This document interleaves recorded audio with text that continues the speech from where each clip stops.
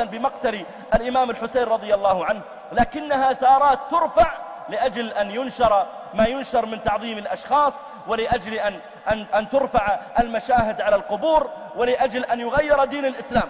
ويريد المجوس أولئك في إيران وفي غيرها ممن يتحزب مع أحسابهم يريدون أن يقضوا على دعوة التوحيد وعلى التوحيد الخالص بمثل هذه الأمور التي يدخلونها.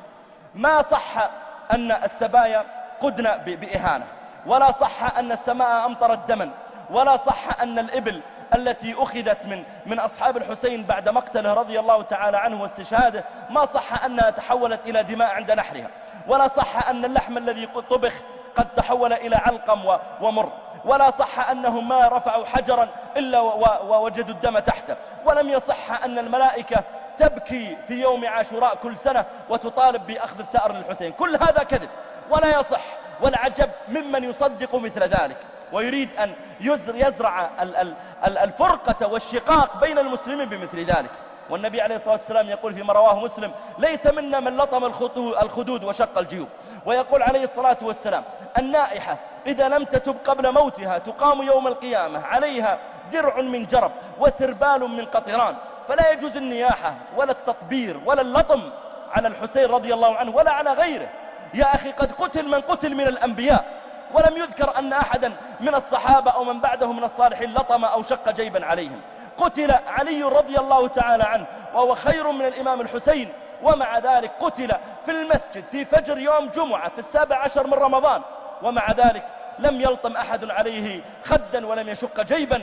قتل من قتل من الأخيار، قتل عمر رضي الله عنه، ولم يذكر أيضا أن علي بن الحسين أقام مأتما في يوم عاشوراء، ولا أبناء جعفر أنهم أقاموا مأتما في يوم عاشوراء، ولا جعفر الصادق رضي الله عنه لم يذكر أنه أقام مأتما في يوم عاشوراء.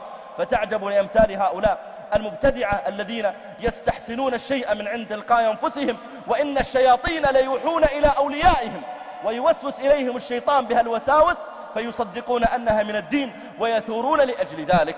نحن نبكي على الإمام الحسين وندعو على من قتله، ونسأل الله أن يرفعه وأن يجعله في عليين، ونحتسب عند الله تعالى أن يجعله شهيدا كما نحتسب ذلك في أبيه ونحتسبه في عمر ونحتسبه في غيرهم.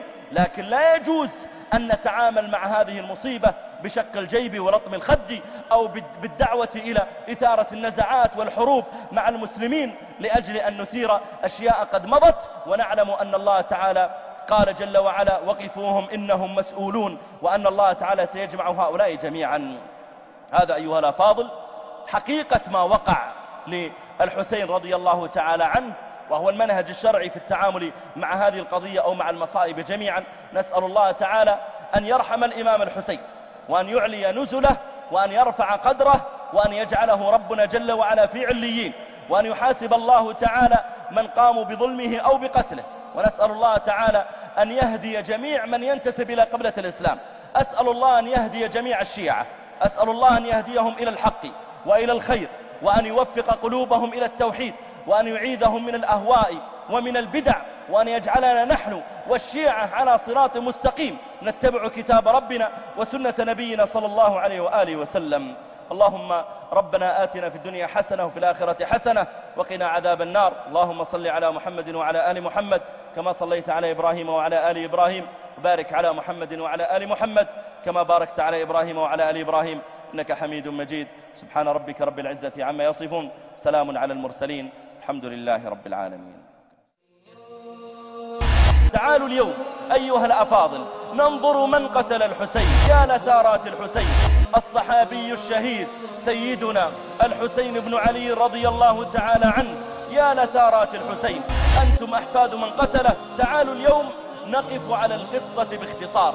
كيف خرج الحسين رضي الله تعالى عنه؟ ما هي قصة استشهاده؟ ما هو حكم خروجه عليه السلام؟ كيف كان ما بعد مقتله رضي الله تعالى عنه؟ كيف كانت الحوادث بعد ذلك؟ يا لثارات الحسين. فأخرج الكتب، قال يا ابن عمر انظر هذه الكتب قد جاءتني ناس بايعوني، وهذا المسلم بن عقيل قد أرسل إلي تأكد منهم. قال لا تخرج، ابقى ها هنا، هؤلاء يغدرون بك. فلم يرضى. يا لثارات الحسين. قال لأصحابه ما هذه الأرض؟ قالوا هذه كربلاء. فقال كرب وبلاء. يا لثارات الحسين، إنهم ظلمة خبثاء تعدوا على سبط رسول الله صلى الله عليه وآله وسلم وحبه وسيد شباب أهل الجنة، وجنت أيديهم ما لم يجني غيرهم، وأسالت سيوفهم من الدماء دماء طاهرة خرجت من حفيد النبوة رضي الله تعالى عنه وأرضاه.